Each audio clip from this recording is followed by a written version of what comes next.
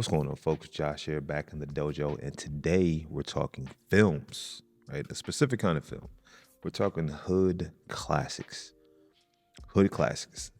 Now, what is a hood classic? Well, to me, there's no like set definition, but to me, I feel like a hood classic has to take place in the hood somewhere, right? Somewhere in the city, somewhere in like urban America.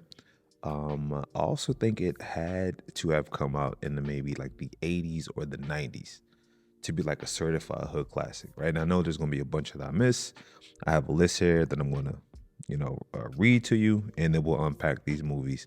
And then in the comments, you guys let me know what movies I missed, and if I got, if my sort of like perspective on these movies are incorrect in your opinion, right?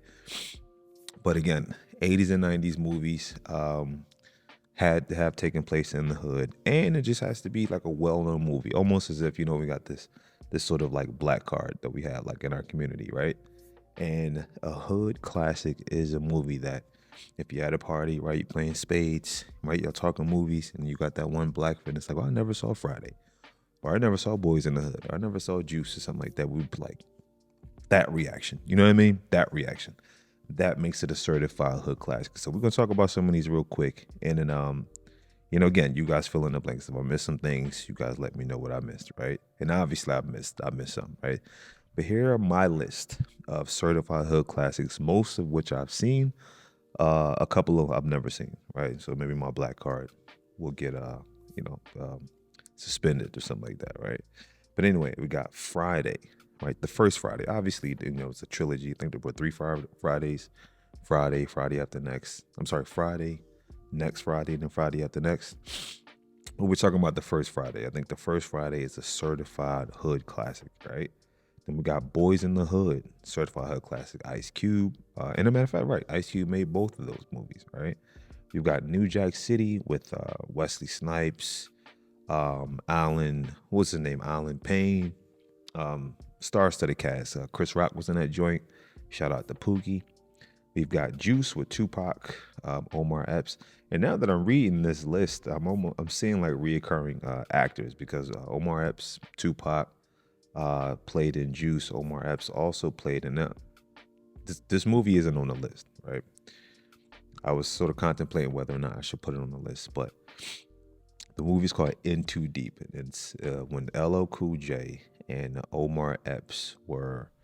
I think Omar Epps was the undercover cop, and LL Cool J was the thug, or vice versa, right? And or the gangster, right, or vice versa.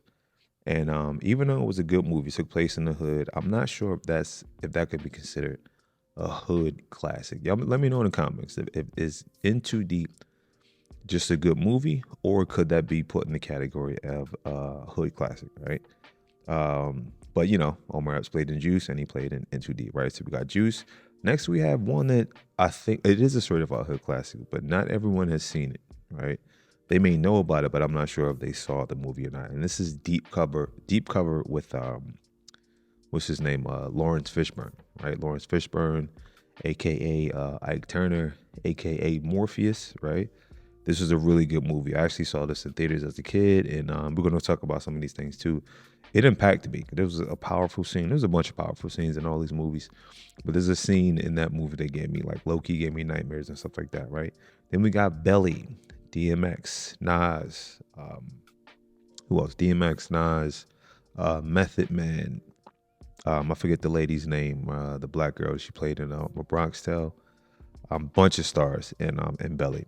We've got New Jersey Drive. I never saw New Jersey Drive, but like I felt compelled to put it on the list because I heard about it as a kid. I just never saw it. I think that was with Federal Star, if I'm not mistaken, from Onyx. And then I posed this question earlier, put it out on one of my stories, and somebody wrote Blue Hill Avenue.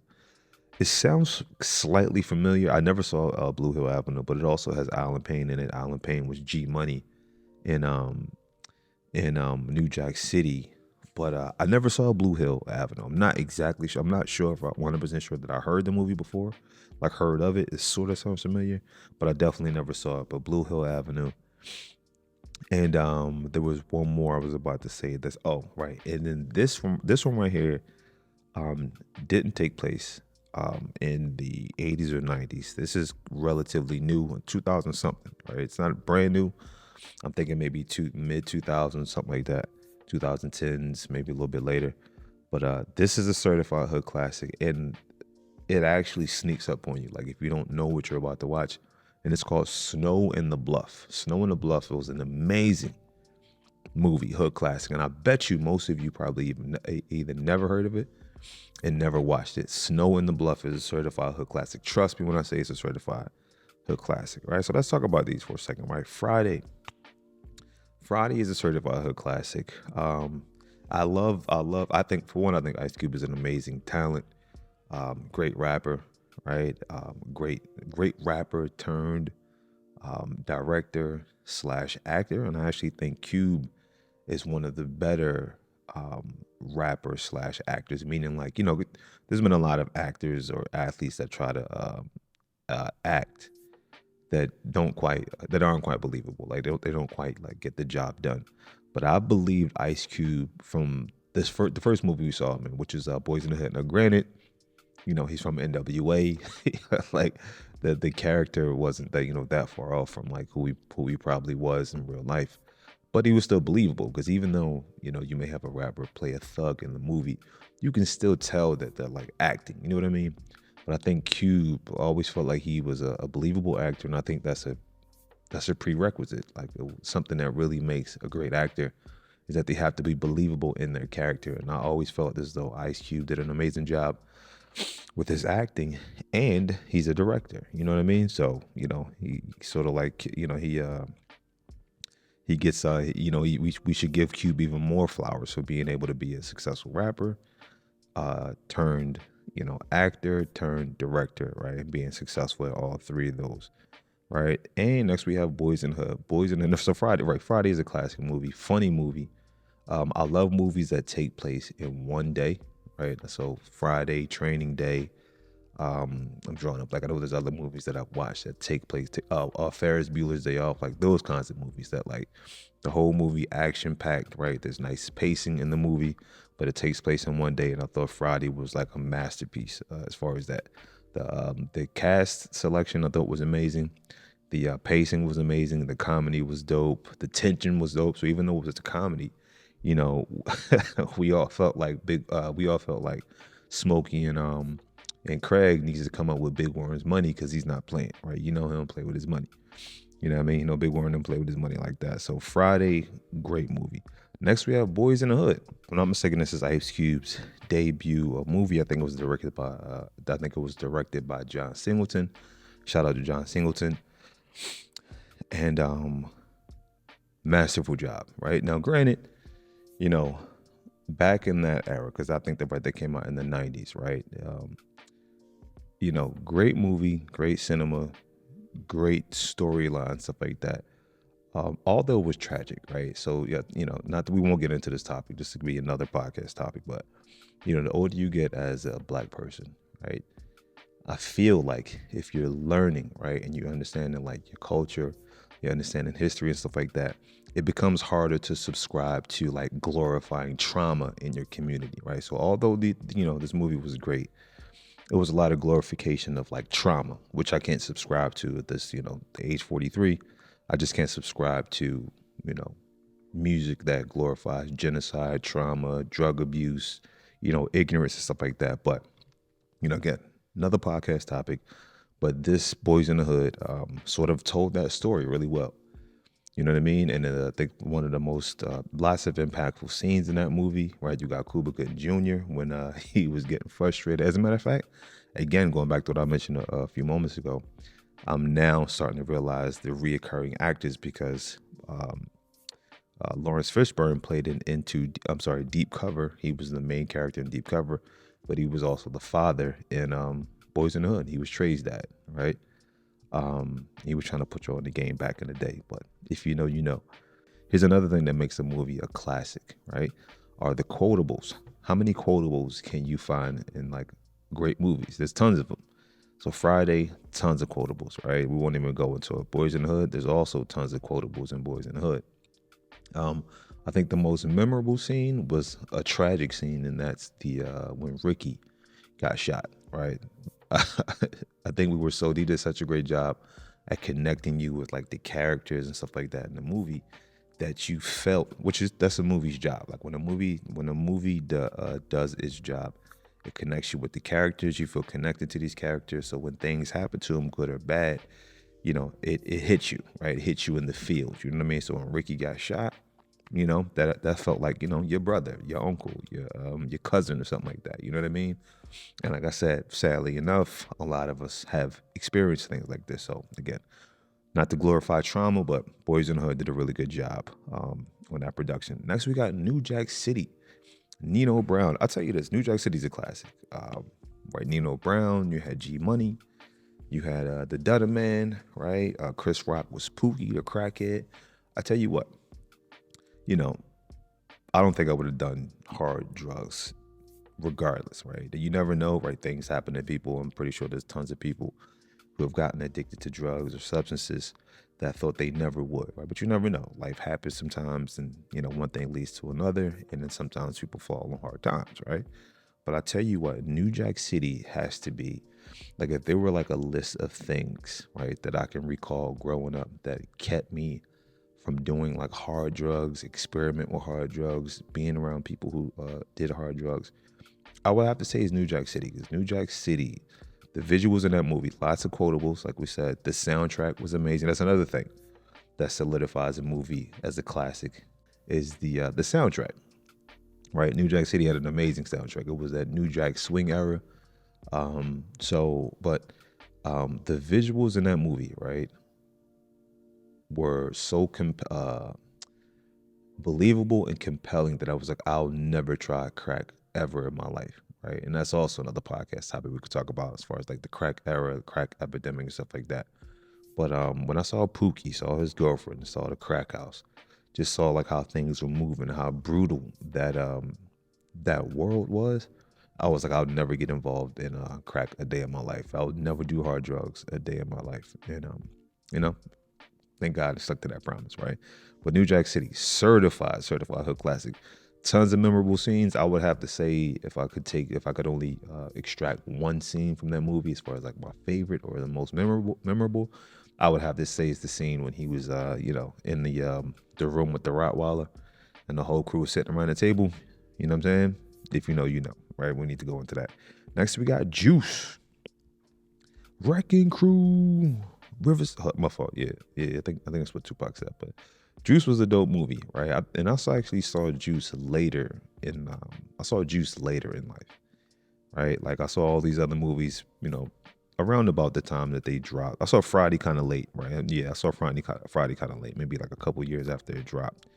Because I remember when we sat down and watched it as a family. My cousin John, made us sit down and watch it. I was like, I should have watched this movie like a long time ago. So saw Friday late. Juice was also a movie that I saw late in the game. I loved it though. Juice is one of my, I don't know if I would say one of my favorite movies, but it is a movie that if it's on, I gotta watch it. Tons of quotables. Soundtrack was great. Storyline, it wasn't as like developed as like the Boys in the Hood, New Jack City, The Fridays. I don't think it was as sophisticated as these other movies, but Juice, was a simple movie, right? But Tupac's performance was entertaining to say the least. Omar Epps, his performance was good.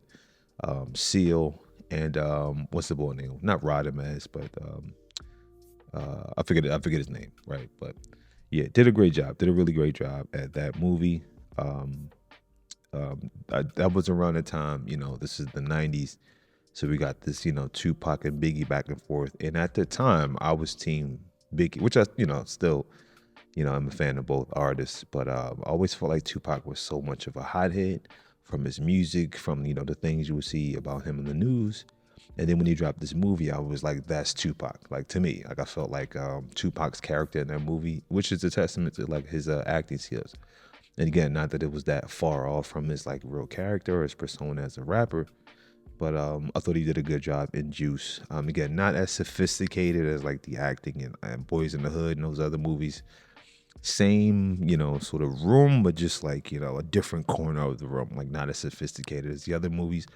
Excuse me. It felt more like I don't want to say an after school special, like to diminish the quality of that movie, but like it wasn't as sophisticated and as developed as those other movies, in my opinion. But Juice is definitely a good movie. But Tupac got on my nerves in a good way. He got on my nerves because I was like, he's a hothead, and this is yeah, another story, right? Next we have Deep Cover. Like I said, Deep Cover is a joint that not a lot of people. I'm not sure everybody said who saw Deep Cover, right? With Larry Fishburne, right back in the day. I think he started out as an undercover cop, right? He was an undercover cop and he had to go, I think it was in narcotics. I forget the exact story. I was a kid when I saw this joint. And, he got in a little bit more. He got in too far. What's the phrase? He got in over his head with his police work and got in a little bit like too deep, right? To where I think he started using drugs. The lines were blurred between the things you do as a cop, right? That's undercover and just being like an outright criminal. It was a really dope movie. And that's another movie too that I was like, that kept me off the drugs, right? Again, not that I would have done drugs anyway, but that kept me off the drugs, right? Because again, crack in the movie, it was another testament to like the era, the crack era, stuff like that. And I remember in the theater, it was Larry Fishburne. I think he was riding shotgun in a car with like this girl, if I'm not mistaken, right? This woman. And then this Jamaican dude just pulled up, to the side of her. And I remember him shooting her right in the head. And I was traumatized by that as a kid. Like, I mean, I'm not laughing at that. I shouldn't even be giggling at that. But I remember growing up as a kid being scared of cars pulling up because I'm like, what if that happens? And again, we talking about, I lived in the hood. We talking about hood classics. Grew up in the hood, 23rd and Mifflin, South Philadelphia. And, people got murked on a regular basis. You know what I'm saying? So it was not like, even though that was like maybe a slight irrational fear, it's not like these things never happen in the neighborhoods we grew up in. We heard gunshots all the time. You heard about dead bodies. You saw dead bodies. I never saw one personally, thank God. But after seeing that scene in the movie with the dude just pulling up, right, real buff, like Jamaican buff, if I'm not mistaken, he just blew this lady's brains out right in front of my baby eyes. You know what I'm saying? Traumatized me for a long time, right? But Deep Cover, another hood classic if you haven't seen it. Belly is a dope movie. Now here's the thing. I think it was a great movie. I'm a fan of Belly. I like Belly, right? You could throw Belly on. Some people are not fans of Belly. Now I will say this, even though I do like Belly, I do feel like it sort of like the trajectory was like it started high, right? I think the Belly intro is one of the illest intros out of like cinema history. Like the soundtrack, who was it? Nas, DMX, right? They came in there with the club. They had the black lights, the contact lenses. It was dope, right? If you saw Belly, you saw the intro to Belly, you know exactly what I'm talking about. Ill scene, one of the illest intros in cinema history, not even just for hood classics, in cinema history, right? Now, so it started here, right? The trajectory, right? Started here. And I feel like the pacing was great for a while, right? So, they did good character development. You started to get attached to these stories. You started to get attached to these characters and things like that. But I do feel like at some point, it wasn't like early in the movie, it was past the halfway mark, but like towards the end of the movie, I do remember feeling like a bit of a decline, right? Not that I got bored. I watched the whole movie. I watched it multiple times. Can't tell you how many times I saw Belly. But I do remember towards the end of the movie, this sort of being like a bit of a letdown and, sort of the crescendo, right, of the movie. Again, great movie. One of the illest intros, top 3 intros to me of all time. Top 3 cinema intros, top 3 film intros of all time. Hood classic or other. Great movie, pacing. Soundtrack was dope. Has quotables. I don't think as many quotables as like some of these other like older hood classics, but I do remember a bit of a letdown at the end of a movie. Not that I was disappointed, but I do remember a bit of a letdown at the end of the movie. But some people are just like, they're just not a fan of Belly. But to each his or her own. New Jersey Drive, like I said, I can't give you any context on that because I never saw it. I saw clips of New Jersey Drive. If I'm not mistaken, I remember like a yellow puffer jacket. Maybe I'm thinking of something else, right? Blue Hill Avenue. I never saw Blue Hill Avenue. In Too Deep, again, was dope. Was LL Cool J and Omar Epps. Similar concept as, not exactly the same concept as Deep Cover, but similar concept in terms of like an undercover cop that's sort of like it's towing the line, and he gets in a little bit too deep with the the undercover work, and things happen, right? But I do remember really liking that movie. Saw it probably a handful of times, maybe 4 or 5 times, if that many. But that was a really good movie. And LL Cool J is also another, in my opinion. Tupac, LL Cool J, and I think Ice Cube did really good jobs from transitioning from a a music performer, music artist, rapper to actors, and actors that are believable. Now, obviously, Tupac didn't have as much time to create more films, but like the few films that he was in, I believe him. Again, Juice wasn't as sophisticated as some of these other films. But there was that movie Tupac was in, I think, with the guy Tim Roth, the white dude. And I think they were both cops, if I'm not mistaken.